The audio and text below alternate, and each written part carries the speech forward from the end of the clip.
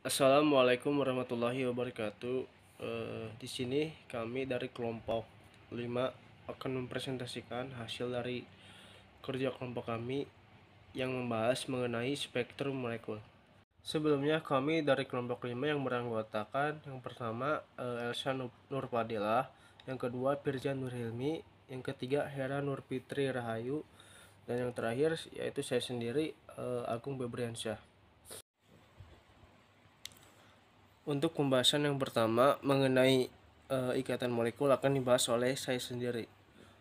Ikatan molekul yaitu variasi konfigurasi elektron yang menyebabkan atom-atom di alam semesta cenderung untuk saling bereaksi satu sama lain, yang kemudian saling terikat terutama saat berdekatan karena adanya gaya Coulomb. Kemudian pembahasan yang kedua mengenai jenis-jenis ikatan molekul. Jenis-jenis ikatan molekul terbagi menjadi 3 bagian. Yang pertama, ikatan molekul hidrogen merupakan gaya tarik antar molekul yang terjadi antara atom hidrogen yang terikat dengan atom yang sangat elektromagnetik. Contohnya N, O, atau F, dan pasangan elektron bebas lainnya. Yang kedua, ikatan kovalen. Ikatan kovalen ini merupakan pemakaian bersama elektron dalam sebuah molekul. Umumnya muncul pada molekul yang mengandung dua atom identik. Kemudian jenis yang ketiga yaitu ikatan ionik, merupakan sebuah molekul yang terbentuk dari ikatan di mana elektron hanya digunakan oleh salah satu atom saja. Kemudian bahasan selanjutnya mengenai penjabaran dari jenis-jenis ikatan molekul yang tadi saya bahas. Jenis yang pertama yang tadi ikatan molekul hidrogen. Ikatan molekul hidrogen ini memiliki energi ikat molekul yaitu H2+, di mana molekul hidrogen ini dapat dihasilkan setelah melepas salah satu elektron dari molekul hidrogen biasa atau H2. Dan kemudian molekul ion hidrogen ini tidak dapat dihasilkan dari perhitungan satu atom hidrogen biasa dengan proton. Kemudian penjumlahan fungsi gelombang pada H2+ memperoleh besar energi dasar atau ground state dari atom hidrogen adalah EGS sama dengan min 13,6 ekuivalen dengan fungsi gelombang yaitu C sama dengan V alpha per 30 di min 1 min 2 elektron min R per alfa 0, dengan alfa 0 adalah jari-jari Bohr dan densitas probabilitas yaitu C kuadrat. Awalnya dua proton terpisah pada jarak yang sangat jauh sehingga tidak terjadi overlapping pada dua fungsi gelombang atom ini. Kemudian energi ikat dari molekul ion hidrogen H2+. Energi ikat molekul H2+ berasal dari gaya tolak proton-proton dengan gaya tarik proton-elektron, di mana gaya tolak proton-proton memiliki energi potensial bernilai positif dan energi potensial dari gaya tarik proton-elektron 553 bernilai negatif. Energi ikat molekul ini bergantung pada jarak antar proton atau R. Kemudian bahasan selanjutnya masih mengenai jenis ikatan molekul hidrogen. Di sini energi ikat molekul yang keduanya yaitu H2, di mana molekul H2 terbentuk jika ada dua atom hidrogen yang terpisah pada jarak sangat besar, kemudian kedua atom tersebut didekatkan. Kedua fungsi gelombang mengalami overlap sehingga terjadilah pemakaian elektron secara bersama-sama. Kemudian ketika di sini pada gambar 1 ketika atom-atom terpisah pada jarak yang sangat besar, maka tiap-tiap elektron menempati keadaan dasar yaitu 13,6 ekuivalen, sehingga total energinya saat R adalah min 27,2 ekuivalen. Kemudian ketika dua atom didekatkan, terlihat bahwa masih terdapat dua keadaan namun dengan energi yang berbeda. Tiap keadaan mempengaruhi jumlah dua fungsi gelombang yang juga mempengaruhi kestabilan molekul. Keadaan molekul saat molekul stabil juga disebut sebagai keadaan ikatan atau bonding state. Dan keadaan saat molekul tidak stabil disebut dengan anti-bonding state. Mungkin cukup sekian materi yang dapat saya sampaikan. Mohon maaf bila ada kesalahan. Saya kembalikan kepada moderator. Terima kasih. Baik, materi selanjutnya mengenai ikatan kovalen. Pemakaian bersama elektron dalam sebuah molekul adalah asal-muasal dari ikatan kovalen. Ikatan kovalen umumnya muncul pada molekul yang mengandung dua atom identik, sehingga dapat juga kita sebut sebagai ikatan homofor atau ikatan homonuklir. Beberapa sifat khusus pada ikatan kovalen diantaranya, yang pertama, di saat dua atom digabung menjadi satu, maka interaksi antar elektron, keadaan atomik, dan tingkatan energi bertransformasi menjadi keadaan molekuler. Yang kedua, tiap keadaan molekuler terjadi overlapping fungsi gelombang sebagai upaya untuk menemukan energi terendah bandingkan energi pemisahan molekul. Upaya ini dilakukan agar molekul mencapai kestabilan. Ketiga, keadaan molekuler lainnya atau anti-bonding state memiliki energi yang meningkat relatif terhadap pemisahan antar atom dan tidak memberikan informasi molekul stabil. Dan yang terakhir, larangan Pauli diaplikasikan pada keadaan molekuler sama seperti pada keadaan atomik. Tiap keadaan molekuler memiliki akupansi maksimum sebanyak 2 elektron yang berhubungan dengan dua orientasi spin berbeda. Selanjutnya, ikatan kovalen PP. Jika terdapat dua atom dengan elektron valensi di subkulit P yang terpisah sangat jauh, maka belum ada fungsi gelombang yang overlap. Dapat dilihat di gambar 2, dua atom dengan elektron valensi di subkulit P yang sangat jauh. Kemudian, saat kedua atom ini didekatkan, maka densitas probabilitasnya akan mengalami perubahan. Dapat dilihat pada gambar 3, overlapping distribusi probabilitas mempengaruhi kekuatan ikatan pada molekul A yang searah dan gambar B tidak searah. Overlapping yang segaris dengan arah distribusi akan menghasilkan resultan gaya tarik yang lebih besar.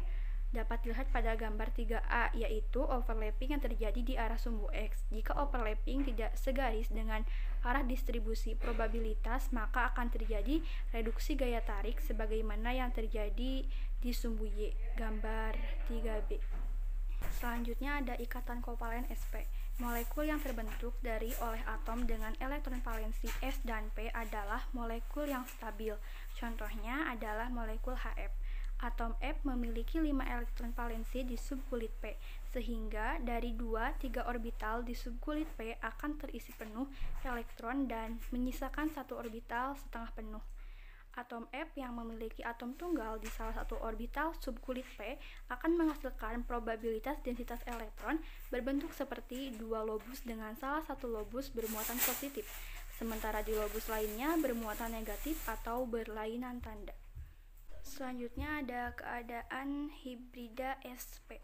Salah satu atom 2p yang banyak dipelajari adalah karbon, karena atom karbon memiliki banyak sekali variasi ikatan molekular yang menghasilkan keberagaman dan kekompleksan molekul yang mengandung karbon. Keberagaman inilah yang menjadi basis dari banyak senyawa organik, sehingga molekul dengan basis karbon ini menjadi fundamental untuk banyak penelitian. Karbon dengan nomor atom J sama dengan 6 memiliki konfigurasi elektron 1s², 2s², 2p². Dari konfigurasi ini kita lihat bahwa ada 2 elektron tunggal di subkulit P. Mestinya molekul ini telah stabil saat berikatan dengan 2 atom H, sehingga membentuk molekul CH2 dengan ikatan langsung pada ikatan sp sebagaimana H2O dengan sudut 90 derajat. Namun, ternyata molekul ini lebih stabil dengan struktur CH4 yang strukturnya tetrahedral, yang disebut sebagai metana dan memiliki 4 ikatan ekivalen. Dapat dilihat pada gambar di samping, yaitu struktur tetrahedral pada molekul CH4. Materi selanjutnya akan dijelaskan oleh saya, Firza Nurhilmi, mengenai molekul ionik atau ikatan ionik. Pada ikatan kovalen, kita melihat bahwa elektron bukan milik sebuah atom saja, namun dipakai secara bersamaan oleh atom lainnya. Namun jika sebuah molekul terbentuk dari ikatan di mana elektron hanya digunakan oleh satu atom saja, maka akan terbentuk molekul dengan ikatan ionik. Nah, molekul dengan ikatan ionik ini salah satunya adalah garam atau NaCl. Jika kedua ion terpisah jauh, maka mereka akan saling tarik-menarik, dan ketika didekatkan, maka kedua ion akan saling tolak-menolak, sehingga antara kedua ion ini harus berada pada jarak yang sesuai agar molekul mengalami kesetimbangan. Posisi equilibrium atau posisi setimbang inilah yang menghasilkan ukuran dari molekul ionik. Ikatan ionik dan kovalen menampilkan dua sifat yang berbeda yang saling menonjol. Elektron pada ikatan ionik hanya dimiliki oleh sebuah atom dalam molekul, sementara elektron pada ikatan kovalen dimiliki beberapa atom secara bersama-sama. Nah, bagaimana cara kita mengklasifikasikannya? Apakah sebuah molekul terikat secara kovalen atau secara ionik? Jawabannya ada pada kebersediaan atom untuk membagi elektronnya atau derajat ekivalensi. Sebuah atom mendominasi elektron yang dilihat dari momen dipol dari molekul. Jadi, ikatan ionik adalah ikatan yang melibatkan gaya tarik-menarik elektrostatik dari ion yang berbeda jenis. Praksi karakter ionik adalah perbandingan momen dipol terukur dengan momen dipol dari molekul ionik murni. Sebuah molekul dapat ditentukan dominan merupakan ikatan kovalen atau ikatan ionik jika dilihat dari momen dipol yang terbentuk, praksi karakter ionik, dan beda elektronegativitas atom-atom penyusunnya. Nah, pada slide selanjutnya bisa dilihat di sini ada tabel mengenai sifat beberapa molekul ionik di atom. Di sini ada molekul natrium klorida dan juga yang lainnya. Bisa dilihat. Materi selanjutnya mengenai materi yang kedua mengenai eksitasi molekular diatomik.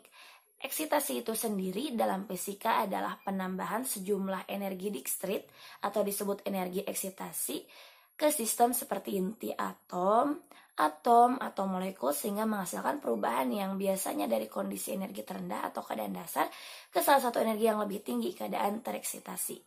Proses eksitasi bisa ditunjukkan pada gambar yang telah disediakan.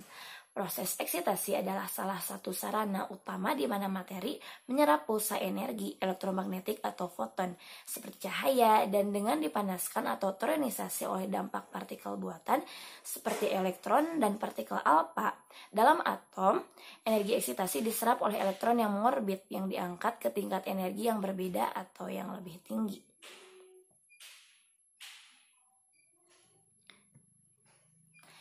Nah, yang selanjutnya molekul diatomik. Molekul diatomik yaitu molekul yang hanya terdiri dari dua atom.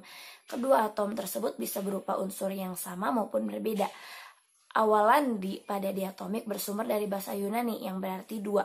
Terdapat sekitar ratusan molekul diatomik yang terdaftar. Beberapa terdeteksi secara spektroskopis pada ruang antar bintang. Namun hanya beberapa molekul diatomik yang ditemukan secara alami di bumi. Sekitar 99% atmosfer bumi terdiri dari molekul diatomik, utamanya oksigen 21%, nitrogen 78%, sedangkan sisa 1% terdiri dari argon yaitu 0,9340%, dan gas lainnya. Bila suatu molekul diatomik terdiri dari dua unsur yang sama, misalnya hidrogen dan oksigen, disebut sebagai homonuklir, sedangkan yang terdiri dari dua unsur yang berbeda disebut heteronuklir. Ikatan pada molekul diatomik homonuklir bersifat kovalen dan nonpolar. Nah, geometri molekul-molekul diatomik itu linear, yang berarti susunan geometri molekul itu sangat sederhana. Sekian yang bisa saya sampaikan.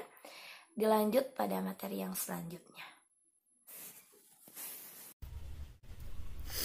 Baik, untuk selanjutnya kita akan membahas terkait dengan peran penting dari senyawa diatomik. Nah, senyawa diatomik ini sendiri mempunyai peran penting dalam menguraikan pemikiran unsur, atom, dan molekul pada abad ke-19. karena beberapa unsur penting seperti hidrogen, oksigen, kemudian nitrogen secara alami berada pada kondisi diatomik. Pada awalnya, John Dalton itu berasumsi bahwa semua unsur secara alami berada dalam kondisi monoatomik dan atom-atom pada suatu senyawa itu akan memiliki rasio atom yang sama. Sebagai contoh misalnya, Dalton berasumsi bahwa rumus molekul air itu adalah HO dengan berat atom oksigen 8 kali dari atom hidrogen. Padahal sebenarnya 16 kali dari atom hidrogen. Oleh karena itu, asumsi tersebut terdapat kemelutan penentuan berat atom dan rumus molekul selama setengah abad. Kemudian pada tahun 1805, Gay-Lussac dan von Humboldt itu menunjukkan bahwa air itu terbentuk dari 2 volume air dan 1 volume oksigen. Kemudian pada tahun 1811, Avogadro itu berkesudahan sukses menentukan komposisi molekul air yang benar. Hal tersebut didasarkan pada hukum Avogadro dan asumsi bahwa gas hidrogen dan oksigen itu berupa molekul diatomik. Walaupun demikian, hasil kerja ini terus diabaikan gitu. Kemudian pada tahun 1860, gagasan penolakan ini disebabkan karena kepercayaan saat itu bahwa atom yang berunsur sama tidak akan memiliki afinitas kimia terhadap salah satu sama lain. Selain itu juga disebabkan karena beberapa kejanggalan hukum Avogadro yang tidak dapat dijelaskan pada saat itu. Kemudian pada Kongres tahun 1860 yang membahas mengenai berat atom, ada ilmuwan yang mengungkit kembali pemikiran Avogadro dan mengutarakan untuk membuat tabel berat atom yang konsisten. Kebanyakan data dalam tabel tersebut itu didasarkan dengan nilai modern saat ini. Data berat atom ini sangat penting dalam penemuan tabel periodik. Mungkin seperti itu untuk peranan senyawa diatomik.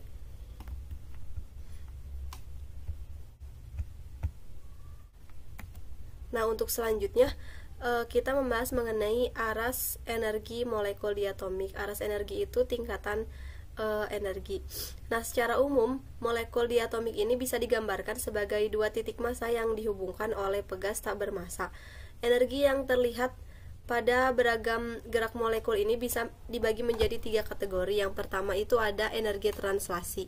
Nah, energi translasi ini bisa diekspresikan sebagai energi kinetik molekul tersebut, sehingga rumusnya sendiri itu seperti rumus energi kinetik, yaitu energi translasi sama dengan setengah mv kuadrat. Dengan m-nya itu adalah massa dari molekul dan v itu adalah kecepatan dari molekul. Kemudian yang kedua adalah energi rotasi.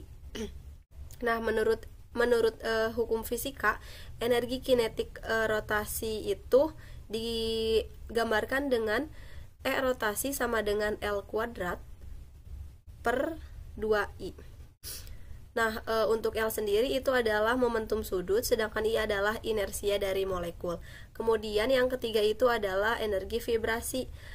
Untuk energi vibrasi sendiri bisa diasumsikan itu hampir mirip dengan osilator harmonik kuantum,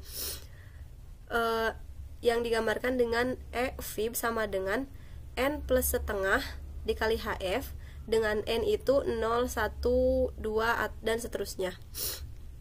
N itu bilangan bulat, kemudian H itu tetapan Planck, dan F itu frekuensi dari getaran. Kemudian selanjutnya kita akan membahas mengenai energi kinetik. Nah, energi kinetik ini berupaya menjelaskan sifat-sifat makroskopik gas seperti tekanan, suhu, atau volume dengan memperhatikan komposisi molekular mereka dan gerakannya. Jadi intinya teori ini menyatakan bahwa tekanan itu tidaklah disebabkan oleh denyut-denyut statis antara molekul-molekul.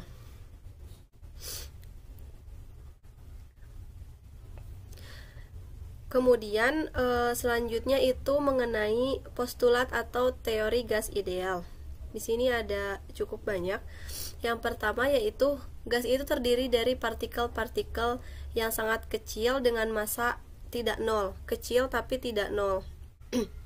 Kemudian yang kedua, banyaknya molekul itu sangatlah banyak sehingga perlakuan statistika dapat diterapkan. Kemudian molekul-molekul ini bergerak secara konstan sekaligus acak. Partikel-partikel yang bergerak sangat cepat itu secara konstan bertumbukan dengan dinding-dinding wadah. Kemudian yang ketiga, tumbukan-tumbukan partikel gas terhadap dinding wadah itu bersifat lenting atau elastik sempurna. Kemudian selanjutnya, interaksi antar molekul itu dapat diabaikan. Mereka tidak mengeluarkan gaya satu sama lain kecuali saat tumbukan terjadi. Kemudian selanjutnya, keseluruhan volume molekul-molekul gas individual dapat diabaikan bila dibandingkan dengan volume wadah. Nah, ini setara dengan menyatakan bahwa jarak rata-rata antar partikel gas itu cukuplah besar bila dibandingkan dengan ukuran mereka. Kemudian teori yang selanjutnya menyatakan bahwa molekul-molekul itu berbentuk bulat sempurna seperti bola dan sifatnya itu elastis atau lentur. Kemudian teori selanjutnya yaitu energi kinetik rata-rata partikel-partikel gas hanya bergantung kepada suhu sistem. Kemudian efek-efek relativistik itu dapat diabaikan. Juga efek-efek mekanika kuantum juga dapat diabaikan. Selanjutnya, waktu selama terjadinya tumbukan molekul dengan dinding-dinding wadah dapat diabaikan karena itu berbanding lurus terhadap selang waktu antar tumbukan. Dan teori yang terakhir menyatakan bahwa persamaan-persamaan gerak molekul berbanding terbalik terhadap waktu. Nah, untuk selanjutnya itu terkait dengan teori kinetik, faktor-faktor yang ada pada teori kinetik. Yang pertama itu suhu dan energi kinetik. Nah, dari hukum gas ideal, PV sama dengan NKB T, energi tiap kinetik derajat kebebasan atau dk itu digambarkan dengan K sama dengan 3N sama dengan KBT per 2.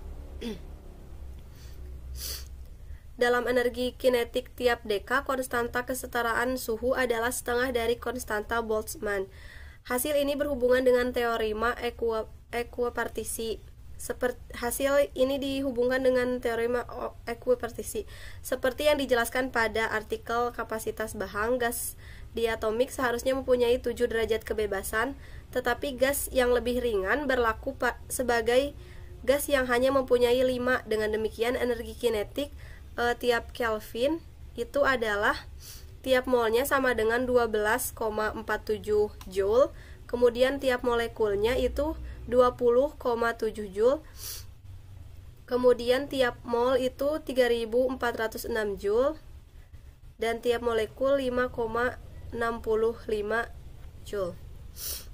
Kemudian faktor selanjutnya yaitu banyaknya tumbukan dengan dinding. Nah, jumlah tumbukan atom dengan dinding tiap wadah satuan luar tiap satuan waktu itu dapat diketahui dengan mengasumsikan derivasi persamaan untuk jumlah seluruh tumbukan tiap satuan waktu tiap satuan luas. Atau digambarkan dengan A sama dengan N dikali V, A VG per 4V sama dengan Pi per 4 akar 8 KT per PM dikali 1 per M. Kemudian faktor yang terakhir yaitu laju RMS molekul. Nah, dari persamaan energi kinetik dapat ditunjukkan bahwa V kuadrat RMS sama dengan 3RT per massa mol. Dengan V itu satuannya M per S, kemudian T satuannya Kelvin, dan R adalah konstanta gas. Massa molar diberikan sebagai kilogram per mol, kemudian kelajuan paling mungkinnya adalah 81,6% dari kelajuan RMS, dan rata kelajuannya itu 92,1%.